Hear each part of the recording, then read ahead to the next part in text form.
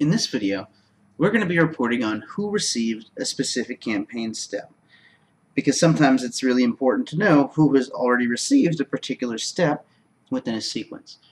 So in this video, we're going to look at navigating to reporting mode and then the step recipient report itself. So inside Infusionsoft, we'll hover over the navigation and go to Marketing Campaign Builder here. And we're going to go to my latest newsletter, since that did have people that have recently received some automation there. And when the campaign loads, we're going to go to reporting mode, and then in the drop down here, we're going to change this to be the last 30 days here.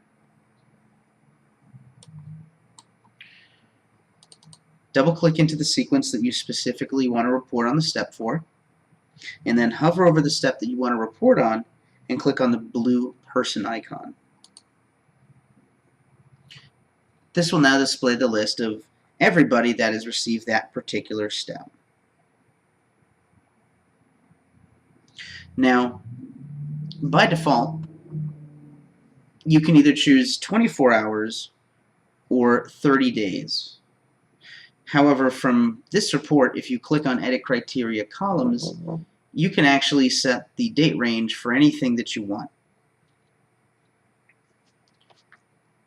Please be aware that this report is also available from your marketing reports as the sequence step recipients.